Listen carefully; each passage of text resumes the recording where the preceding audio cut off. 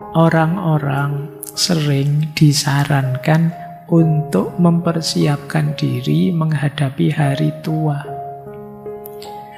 Namun, jika ini hanya berlaku untuk menyisihkan uang, milih tempat untuk pensiun, dan menekuni hobi, kita tidak akan jauh lebih baik ketika saatnya tiba.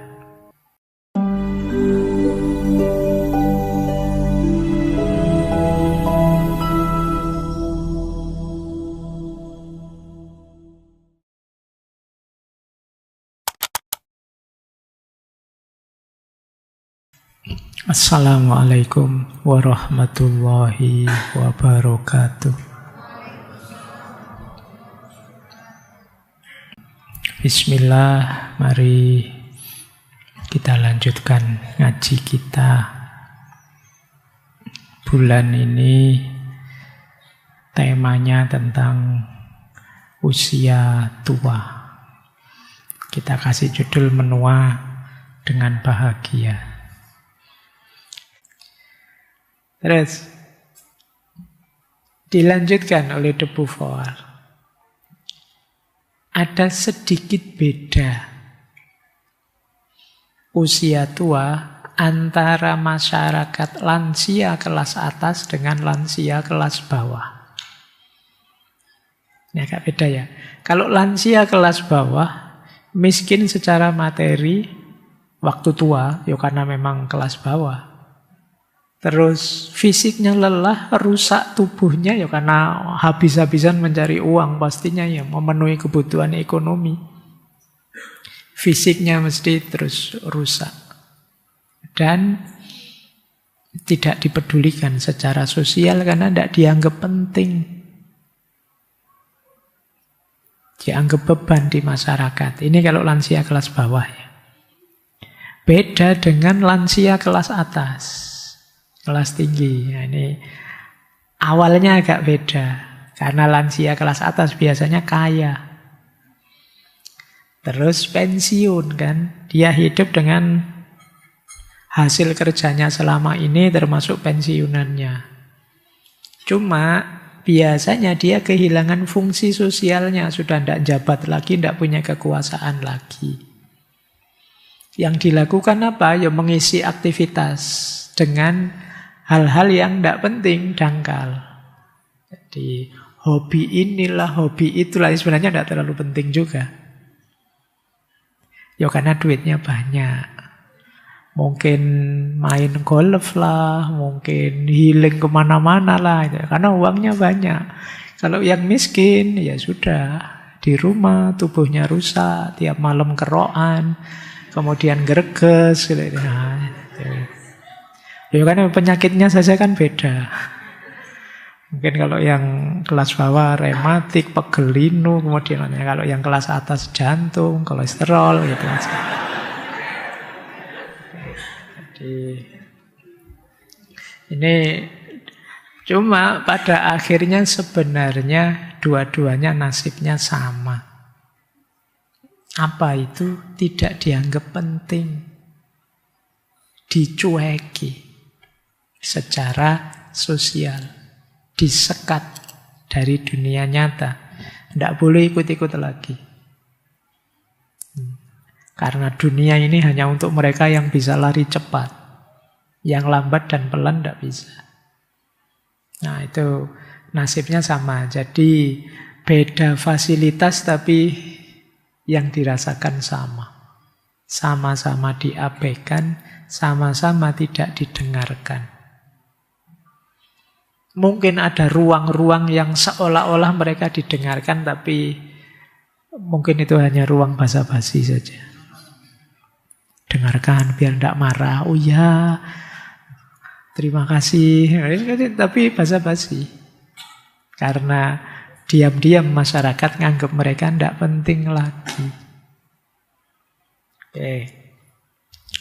Baik, jadi kelas sosial menentukan. Kemudian perempuan juga, kalau menurut Simone de Beauvoir lebih parah nasibnya. Kenapa? Yang pertama, perempuan mengalami tekanan double. Kalau perempuan sudah tua, sejak muda perempuan itu mengalami tekanan seksisme, diskriminasi karena jenis kelamin. Begitu tua mengalami ageisme, diskriminasi karena usia. Double penderitaannya.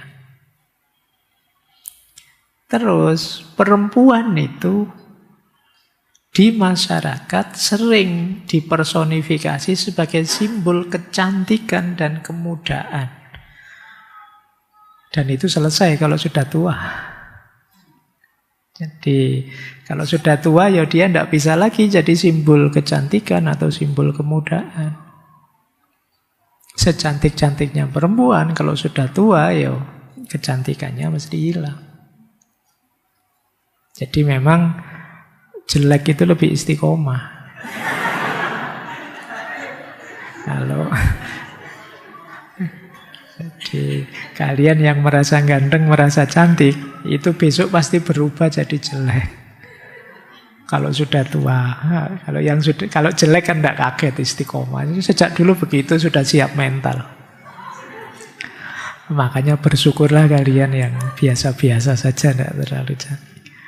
Bayangkan kalau kalian yang laki-laki merasa tampan luar biasa, yang perempuan merasa cantik luar biasa, nanti usia-usia kayak saya gini, waduh ada kerutan sedikit ini, waduh itu kamu panik sudah. Padahal yang sejak kecil terbiasa jelek, ala biasa saja, kelihatan jelek, sejak dulu juga kelihatan jelek. Jadi secara psikologis lebih siap kalian. Nah, jadi bebannya double. Dan akhirnya apa ya? Kalau masih muda, masih cantik, masih diinginkan, begitu tua tidak. Maka perempuan tua itu tidak dilihat. Segala status yang dulu dia dimiliki, yang tercinta, objek cinta, ibu muda, istri idaman itu hilang semua kalau sudah tua, sudah selesai. Uniknya kata de Beauvoir, jadi kan masyarakat membayangkan orang tua itu ya sudahlah, tidak usah macam-macam, diam di rumah, tidak usah beraktivitas, tidak usah terlalu banyak neko-neko. Kalau ada orang tua, apalagi perempuan tua yang masih aktivitas ini, aktivitas itu, justru di masyarakat sering dipandang negatif. Malah mbak wis tua ndak kakean pola misalnya. Alah, kok sudah tua, kok sudah di rumah saja wirid, zikir. Akan dianggap begitu oleh masyarakat. Jadi orang tua harusnya ya di belakang saja, sudah tidak usah mikir duniawi saja, kan selalu begitu persepsinya masyarakat. Padahal mungkin saja orang ini sudah tua tapi masih produktif kok, masih berkarya kok, masih. Loh, kalau ada yang begini dianggapnya tidak normal. Konyol, jijik wis tua. Bisa jadi begitu. Itu kejamnya masyarakat kapitalis modern. Tentang penuaan. Jadi tadi ada kelas rendah, kelas tinggi, dan ini perempuan. Jadi bebannya double. Teman-teman yang malam hari ini ikut ngaji, semoga siap mental ya. Sekarang sudah ngerti masyarakat kita itu kadang begitu. Siapkan mentalnya. Baik, ini pandangan dari luar. Old age from without. Sekarang kita lihat fakta dari dalam. Ini istilahnya the being in the world. Kalau tadi old age from without, kalau ini the being in the world. Keberadaan lansia itu sendiri di dunia. Nah, ini dipahami pelan-pelan. Kita ambil dari awal. Usia yang lanjut itu sesuatu yang alamiah. Penuaan itu bukan musuh, bukan dosa, bukan salah. Itu manusiawi, alamiah. Ini harus kita ingat-ingat. Makanya jangan dimusuhi, jangan dilawan. Biasa saja manusia bisa tua. Wajar saja manusia umurnya nambah. Jadi ini proses ya, pasti tidak sama kayak film-film yang bisa awet muda. Tidak seperti Doraemon, tidak seperti apa. Pokoknya anime itu kan tidak bisa tua. Tapi kalian manusia biasa bisa tua. Jadi kalau kalian menua, alhamdulillah berarti saya manusia beneran. Bukan robot, bukan barang, tapi manusia. Oke, jadi menjadi tua adalah fase hidup yang sah dan bermakna. Seperti kita dulu dari kecil terus jadi ABG, dari ABG jadi remaja, dari remaja jadi pemuda, terus jadi dewasa. Itu fase-fase itu pasti. Tidak menerima penuaan berarti menolak kenyataan hidup. Nanti lebih berat. Hidup dengan penyangkalan itu berat. Kalau kata Nietzsche, mari mengiyakan hidup. Ya sachen, bahasa Jermannya. Ayo kita iyakan hidup kita, apapun kondisi kita.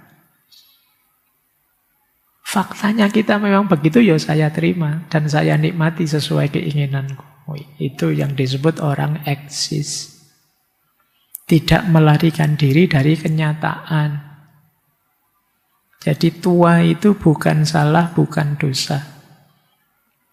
Tidak apa-apa, kita tidak harus minder karena tua. Yang kita lakukan apa? Ayo siap-siap, karena itu pasti datang. Bukan takut, ayo siap-siap untuk usia tua. Kemudian untuk kita semua, mari kita menghargai manusia seutuhnya sebagai manusia, siapapun dia. Bahkan tidak harus hanya melihat produktivitas ekonominya. Manusia itu mulia dalam kondisi apapun. Dalam posisi apapun. Kecuali kalau dia sendiri melakukan hal-hal yang tidak mulia. Maka kita hargai dia sesuai kondisinya. Jadi inilah yang pertama yang harus diingat-ingat. Daya. Yang kedua, mari kita memerangi stereotip tentang lansia yang negatif, yang pasif. Ada banyak stereotip tentang lansia. Misalnya, orang tua itu mesti pikun, mesti murung, ngamuan, sinis, tidak bisa mikir, tidak mungkin berubah, sudah tua, tinggal ditunggu matinya saja. Ini stereotip namanya. Jadi pandangan yang harus diperangi. Kenapa sih ada stereotip seperti ini? Kata de Beauvoir, pandangan-pandangan ini muncul pertama untuk alat kontrol. Agar mereka tidak balik lagi untuk menuntut tempat, status. Karena sekarang harus ganti generasi, ini harus ganti itu. Biar mereka tidak balik lagi dicitrakan mitos yang macam-macam tadi. Ya pikun, ya murung, ya sinis, dan lain sebagainya. Jadi dalam rangka mengontrol mereka justru. Mengontrol orang-orang tua tadi. Biar tidak fight back lagi kembali. Kemudian membuat orang-orang tua merasa dirinya tidak berharga, terus menyerah. Sudahlah, hidup saya selesai. Dan ini bukan fakta, tapi persepsi mindset. Jadi bukan kenyataan biologis. Orang menjadi tua itu alamiah. Tapi kemudian yang tua mesti pikun, yang tua mesti tidak bisa diandalkan. Yang tua mesti sudah selesai hidupnya, tidak punya tenaga lagi, tidak punya karya lagi. Ini mindset, persepsi. Itu yang disebut stereotip. Jadi pandangan semacam ini, kata de Beauvoir, keliru dan jahat. Sudah keliru, jahat lagi. Kenapa? Menghilangkan haknya lansia untuk tetap jadi manusia yang utuh, yang sadar, dan bisa aktif. Yang kedua, membuat masyarakat memperlakukan mereka hanya sebagai beban. Simbol kesusahan saja. Dan yang ketiga, membuat orang tuanya tadi merasa, aku memang begitu. Mereka menginternalisasi ketidakberdayaan tadi. Jadi kita zalim pada mereka dengan cara pandang stereotip ini. Maka stereotip ini harus kita hilangkan. Ya mungkin ada orang tua tertentu karena kesehatan fisik macam-macam terus tidak bisa berpartisipasi langsung, dimaklumi. Tapi masih banyak juga yang bisa aktif. Kita tidak boleh menutup mata. Masih banyak juga yang hebat. Tenaga pikirannya masih utuh, masih kuat. Jadi kita tidak boleh diskriminatif. Jangan stereotip. Stereotip itu nganggap semuanya sama saja. Kata de Beauvoir, tumbuh, matang, menua, mati. Berlalunya waktu sudah ditakdirkan, tidak terelakkan. Hanya ada satu solusi agar usia tidak menjadi parodi absurd dari kehidupan kita sebelumnya. Yaitu terus mengejar tujuan yang memberi makna pada keberadaan kita. Pengabdian pada individu, kelompok, atau tujuan karya sosial, politik, intelektual, kreatif. Ini untuk orang-orang tua. Dinasehatkan oleh de Beauvoir, ya tumbuh, matang, kemudian menua, mati, itu sudah tidak terelakkan. Tapi kita masih bisa aktif. Di skala kita sendiri, di level kita sendiri. Di usia tua, kita seharusnya masih berharap memiliki hasrat yang cukup kuat untuk mencegah kita berfokus pada diri sendiri. Jangan hanya gelisah disibukkan oleh diri kita sendiri. Masih banyak yang bisa dibagi, diberikan ke sesama.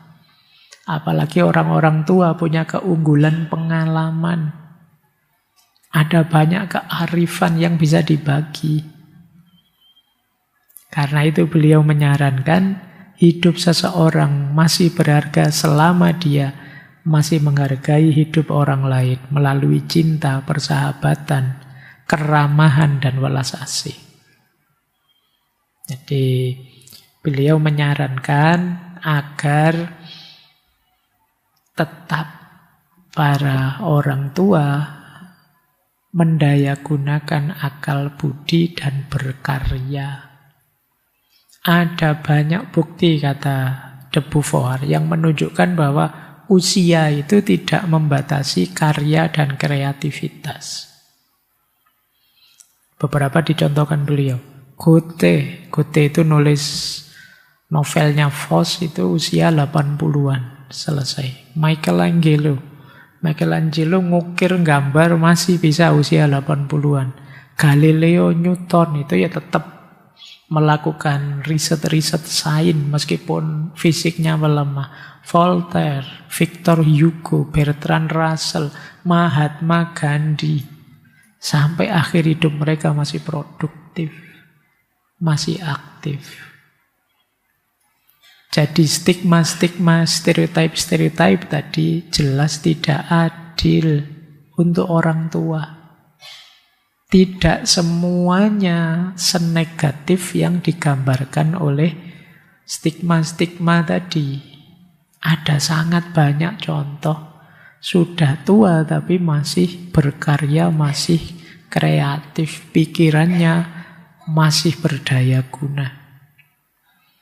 Di usia tua, pikiran jadi lebih reflektif, mendalam, penuh nuansa. Orang tua biasanya lebih terkendali, lebih peka, lebih jeli. Kalau yang muda-muda kan kadang gerusa-gerusu. Kadang tidak sabaran. Tapi orang tua punya kelebihan. Kadang-kadang Mereka ngomong apa itu rasanya benar saja. Kenapa? Mereka pengalaman. Orang tua kita itu bisa lihat kita. Kalau kalian pulang itu bisa lihat kamu sedang sedih beneran apa sedih pura-pura. Itu ngerti mereka. Senyummu palsu apa asli, mereka ngerti. Dari mana? Pengalaman. Jangan dikira mereka tidak ngerti apa-apa. Kadang-kadang kamu tidak cerita saja. Mereka tahu kok kamu sedang gelisah, kamu sedang tidak nyaman, banyak pikiran. Ini salah satu contoh betapa orang tua itu punya kelebihannya sendiri. Mereka lebih jeli kadang-kadang melihat sesuatu, mengamati sesuatu. Nalurinya, instingnya jauh lebih tajam. Oke. Jadi kenapa tidak? Meskipun sudah tua tapi masih aktif dan berkarya. Toh kelebihannya ada. Tentu saja kita tidak harus terjebak seperti para kapitalis modern yang menganggap berkarya itu ya berarti harus ada nilai ekonominya.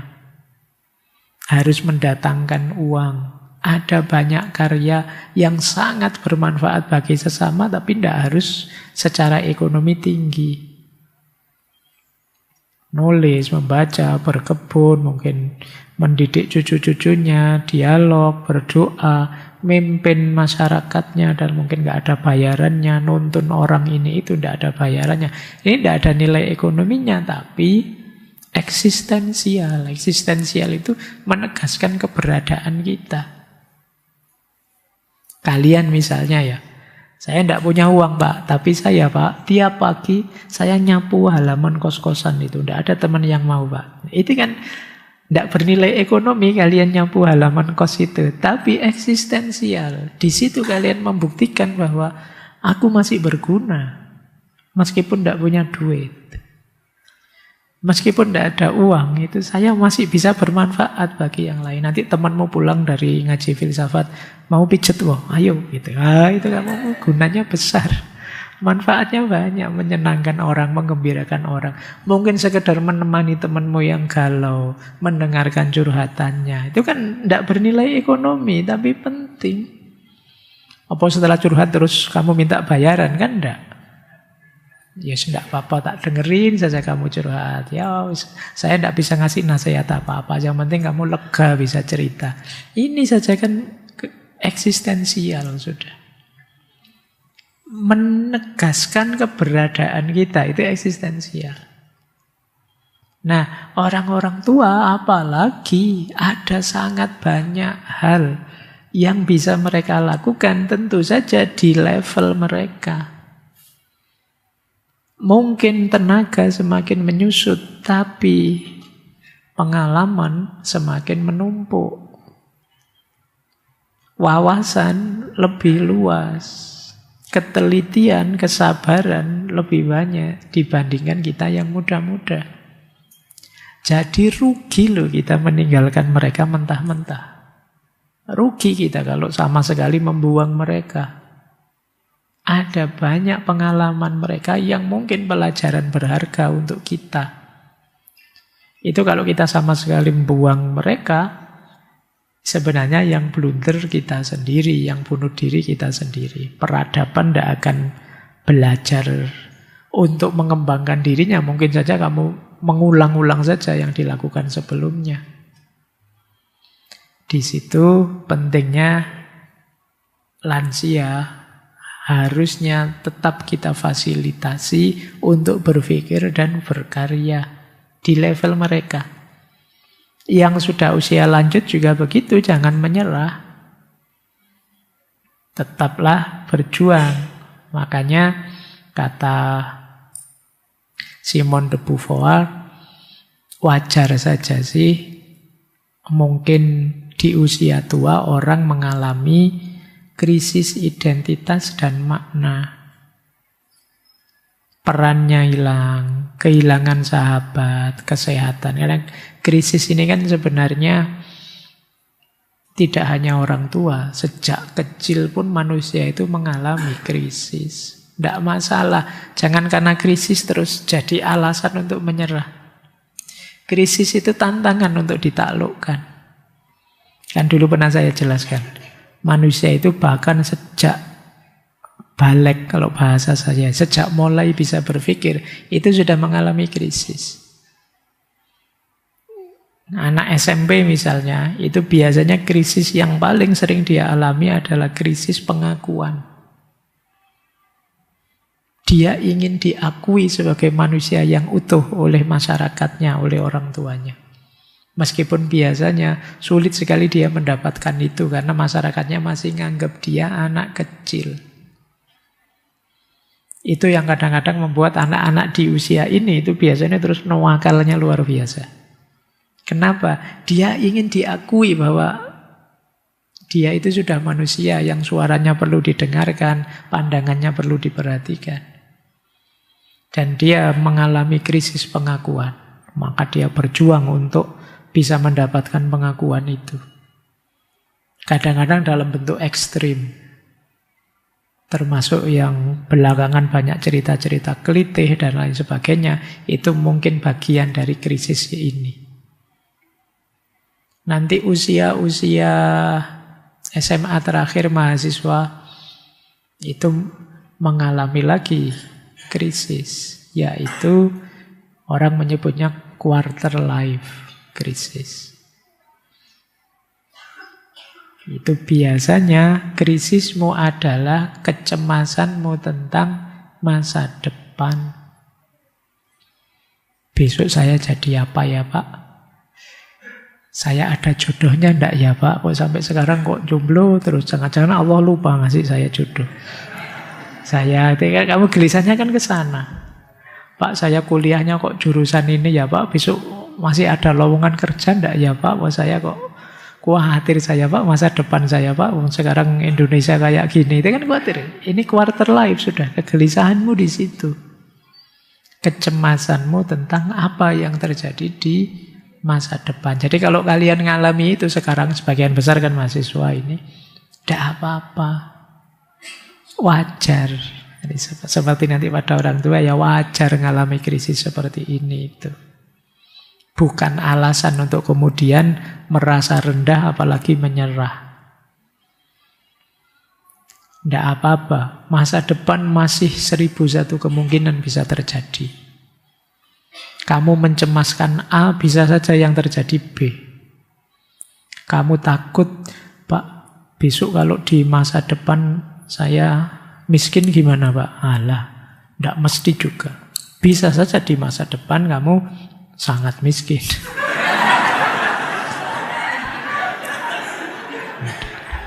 Tidak, ya bisa saja kaya raya. Wong kita tidak tahu masa depan seperti apa. Kok kamu sudah gelisahnya sekarang? Jadi masih sosolah, tidak usah khawatir.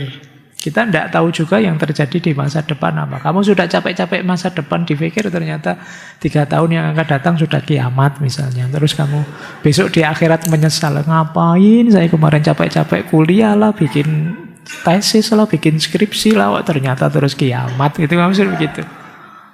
Jadi sudah tidak secemas itulah ya, biasa saja. Tinggal kamu siapkan saja semaksimal yang kalian mampu untuk masa depanmu kan itu. Nanti setelah itu nanti 30-an ke sini.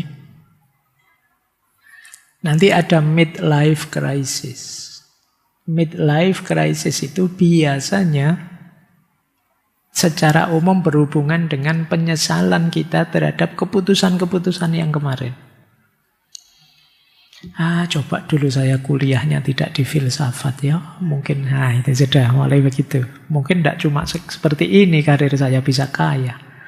Coba dulu saya tidak nikah sama yang ini, sama mantan yang itu. Wah, mungkin lebih jaya saya. Ini krisisnya orang midlife. Coba dulu saya teman yang itu saya dekati terus. Wah, bisa dapat proyek saya sekarang. Bisa gitu. Nah, ini midlife. Orang menyesali keputusan-keputusannya kemarin. Ingin berubah tapi sudah terlanjur sampai di sini. Tapi kok kalau tidak berubah kok rasanya kurang maksimal bahagianya gitu. Ini orang midlife. Nah, yang tua-tua ini biasanya mengalami later life crisis. Kehidupan akhir, fase akhir kehidupan. Krisis akhir kisah hidup yang seperti dijelaskan tadi. Merasa tidak berarti, merasa tidak berharga. Merasa tidak ada orang peduli. Ketakutan, kecemasan, temannya satu demi satu meninggal. Tiap hari dapat WA, innalillahi, teman kita yang itu meninggal itu tambah deg-deg, aduh ini sebentar lagi giliran saya, ini terus mikirnya begitu.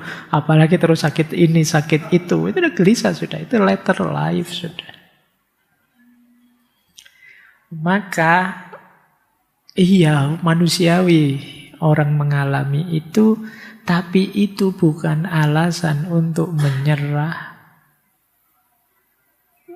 Itu adalah kesempatan untuk memberikan yang terbaik sekarang.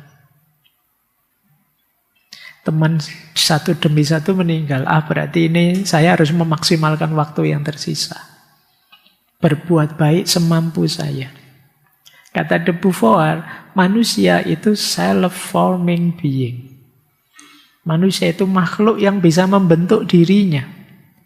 Jadi bahkan sampai usia tua pun dia masih bisa melakukan apapun yang ingin dia lakukan, tentu saja sebatas daya yang dia miliki sekarang. Wong manusia itu berkontribusi itu kan tidak hanya fisik, bahkan pikiran pun bisa, sekedar tuturan nasihat pun bisa. Bahkan sekedar kehadiran menemani yang lain itu pun bisa, ada banyak yang bisa dilakukan. Maka tidak ada alasan untuk menyerah. Bahkan usia tua itu istimewa. Karena kita punya banyak waktu luang. Berarti punya banyak waktu untuk lebih banyak berefleksi, berpikir. Punya banyak waktu untuk memberi makna yang lebih positif terhadap hidup. Kemarin tidak sempat mikir, sekarang ada banyak waktu untuk berefleksi. Memahami hidup ini. Nah, ini bebas secara eksistensial.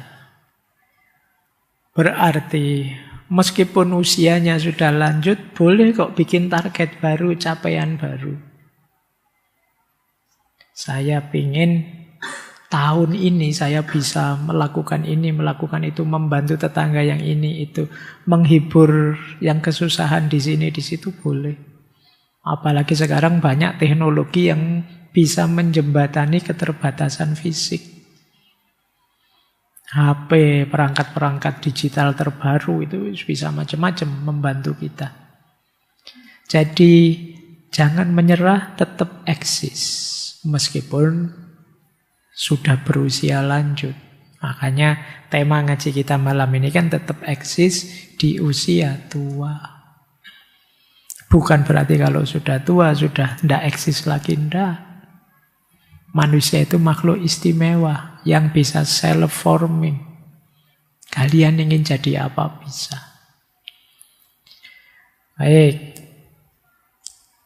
Kata de Beauvoir, orang-orang sering disarankan untuk mempersiapkan diri menghadapi hari tua. Namun, jika ini hanya berlaku untuk menyisihkan uang, milih tempat untuk pensiun, dan menekuni hobi, kita tidak akan jauh lebih baik ketika saatnya tiba. Jauh lebih baik untuk tidak terlalu memikirkannya, tetapi menjalani hidup yang cukup berkomitmen dan cukup beralasan agar kita dapat terus menjalani hidup yang sama. Bahkan ketika semua ilusi telah sirna dan semangat hidup telah padam. Jadi kata de Beauvoir, ayo memang mempersiapkan hari tua. Tapi mempersiapkan hari tua itu tidak sekedar nabung atau milih tempat nanti untuk pensiun, atau hobi apa yang nanti ditekuni. Tapi sejak sekarang mari kita berkomitmen tertentu, punya cita-cita tertentu, yang itu bisa kita jalankan bahkan sampai nanti kita tua. Bahkan sampai ketika ilusi telah sirna. Maksudnya ilusi telah sirna itu kan ketika kita tua itu nanti kelihatan mana yang hanya mimpi, mana yang tidak realistis, mana yang bisa terjangkau, mana tidak. Itu kita pahami ketika kita tua. Mungkin ketika masih muda itu ambisinya masih macam-macam. Yang ilusi-ilusi pun masih diimpikan. Tapi begitu tua kita mulai lebih realistis. Oh ternyata yang itu tidak mungkin, yang ini tidak mungkin. Yang seperti ini sulit, kita mulai sadar itu. Tapi mari meskipun di usia tua, kita punya komitmen tertentu yang ingin kita wujudkan. Ini kesadaran untuk berbagi meskipun sudah tua. Kesadaran untuk memberi meskipun sudah tua. Melakukan kebaikan apapun yang kita mampu meskipun sudah tua. Tidak masalah. Jadi tidak sekedar nabung biar nanti kalau sudah tua bisa jalan-jalan kemana healing, suka-suka, tidak ada yang larang lagi. Atau bisa menekuni hobi ini, hobi itu. Ya itu boleh sih, tapi kalau hanya itu yang kita tuju, eman-eman dengan waktu yang tersisa untuk memberi hidup yang lebih bermakna, untuk menciptakan meaningful life, hidup yang bermakna. Dan itu bisa dilakukan siapa saja, termasuk orang tua. Baik. Kata De Beauvoir lagi, if you live long enough, you will see that every victory turns into a defeat. Tidak usah terlalu galau dengan naik turunnya hidup. Sukses tidaknya, tua mudanya, ini naik turunnya hidup. Biasa saja. Tidak ada hidup yang tidak turun. Tidak ada siang yang tidak jadi senja. Tidak ada malam yang tidak jadi pagi. Dan seterusnya, hidup ini naik turun kok. Kalau engkau umurmu sangat panjang, yang sekarang kamu anggap kemenangan sangat sukses, pada akhirnya akan kau saksikan keruntuhannya. Jadi kalian boleh baca sejarah peradaban mana yang sangat jaya, sangat lama. Sekarang kita mungkin menganggap adikuasanya Amerika misalnya. Berapa usianya Amerika? Coba kamu bandingkan dengan adidaya zaman dulu. Romawi kah? Persia kah? Itu waktunya tidak ada apa-apanya dengan itu. Tapi toh akhirnya jatuh juga, runtuh juga.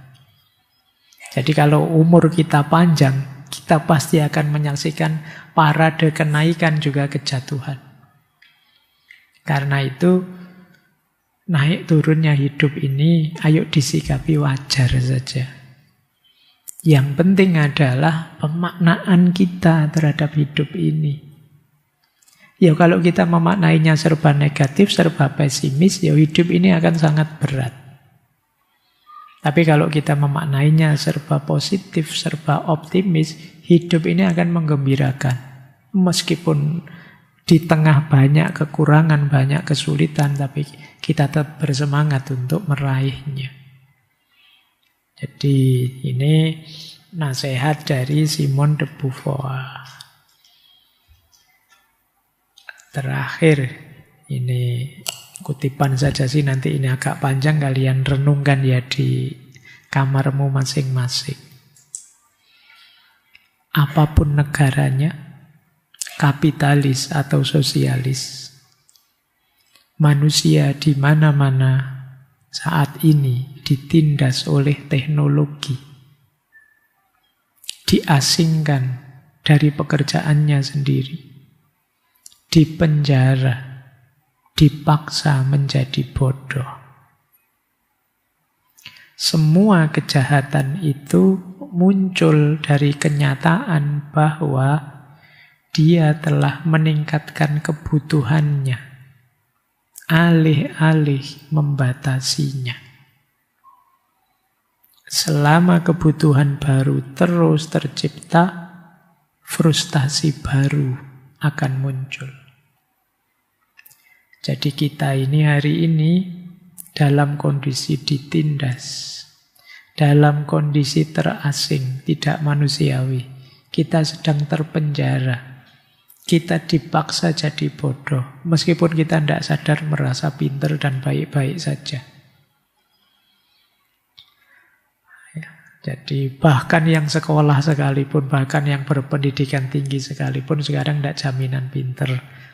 Apalagi hari ini ada ChatGPT, ada fasilitas-fasilitas AI. Kita dipenjara oleh ciptaan kita sendiri. Nah, kok bisa seperti itu? Karena kita lupa ngerem. Kita selama ini meningkatkan kebutuhan kita seluas-luasnya. Kita menciptakan teknologi, tidak pernah mikir sejauh mana teknologi ini yang penting untuk peradaban manusia. Kita terus menciptakan kebutuhan-kebutuhan baru. Jadi coba ya, kayak HP itu kan tiap tahun update baru, fasilitas ini baru. Kita membayangkan, enak ya HP itu kalau ada videonya, terus ada videonya. Enak kalau ada TV-nya. Terus keinginan kita terus menerus. Kita yang lupa apa ngeremnya. Jadi selama itu mungkin, kenapa tidak? Pikiran kita selalu begitu. Kita tidak ada nilai dan norma tempat kita berpijak, bersandar. Pokoknya pertimbangannya ya kalau mungkin kenapa tidak. Sehingga muncul banyak teknologi yang luar biasa, yang pada akhirnya yang terpinggir justru manusianya. Apalagi tadi orang-orang tua. Selama kita begitu, selama kita hidup hanya berdasarkan keinginan yang tidak terkendali, kata Simone de Beauvoir, selama kebutuhan baru terus tercipta, frustasi baru akan muncul. Ya, ini kayak dulu Paulo Virilio. Dia ada teori namanya accident. Jadi accident itu begitu manusia menciptakan mobil, saat itu juga lahir kecelakaan mobil. Selama belum ada mobil kan tidak ada kecelakaan. Mobilnya aja tidak ada, mana ada kecelakaan mobil. Tapi begitu ada mobil, ada kecelakaan mobil. Begitu ada mesin penerjemah, kamu malas sudah menerjemah sendiri. Begitu ada ChatGPT, kamu malas sudah belajar ngapain, tinggal tanya ChatGPT. Nah, ini accident namanya. Selama kebutuhan baru tercipta, frustasi baru akan muncul. Kapan kemerosotan itu dimulai? Kenapa kok situasi ini terjadi? Adalah karena hari ketika pengetahuan lebih diutamakan daripada kebijaksanaan. Jadi orang artinya yang penting ini bisa, yang penting ini mungkin, yang penting ini kan benar, yang penting ini kan tidak mustahil, yang penting itu jalan. Tidak melihat kebijaksanaan. Apa relevan, apa cocok, apa bermakna, apa sesuai dengan norma, ini kebijaksanaan. Apa tidak merusak, ya itu bisa sih memang, tapi apa tidak merusak mental kita, merusak spiritualitas kita dan lain sebagainya. Jadi itu ketika pengetahuan lebih diutamakan daripada kebijaksanaan. Bom atom itu pengetahuan, nuklir itu pengetahuan. Itu kalau tidak ditambah kebijaksanaan, ya akan jadi bencana. Kegunaan saja tanpa keindahan. Asal bisa digunakan, kenapa tidak? Alah Pak, ada motor, kenapa sih pakai jalan kaki? Padahal jalan kaki itu mungkin ada manfaat sehatnya. Tapi karena ada motor, ya kita terus malas jalan kaki. Memang motor gunanya untuk mempermudah perjalanan kita, transportasi kita. Tapi kan apa ya harus motoran terus, mbok sekali-sekali kalian sepedaan apa jalan kaki demi kesehatanmu. Tapi hari ini orang hanya mikir fungsi dan guna, lupa aspek keindahan, kebijaksanaan.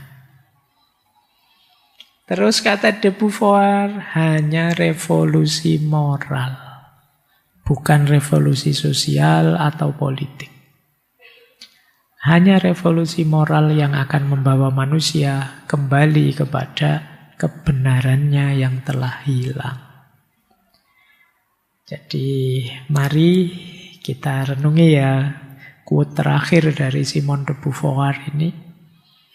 Mari hidup tidak hanya berdasarkan mana faktanya, mana pengetahuannya, tapi juga kita mempertimbangkan mana yang lebih bijaksana. Jadi kebijaksanaan itu pembacaan yang lebih utuh, lebih menyeluruh untuk menemukan titik yang paling presisi. Mana yang harus kita jalankan, keputusan apa yang harus kita ambil. Ini memerlukan wisdom, kebijaksanaan. Baik, saya kira itu ya teman-teman untuk mengawali kajian kita tentang usia tua. Yo, ini nanti jadi pengingat-ingat kalian nih. Insya Allah semua nanti jadi orang tua. Ya, jadi saya bilang insya Allah ya, karena usia kita tidak tahu juga. Karena yang berangkat muda juga banyak. Semoga sikap kita terhadap yang sudah tua dan juga nanti kalau kita tua, pemaknaan diri kita bisa yang lebih positif, yang tadi disarankan oleh Simone de Beauvoir. Mari mewaspadai pemaknaan-pemaknaan yang negatif, yang secara tidak sadar kita menzolimi orang-orang tua.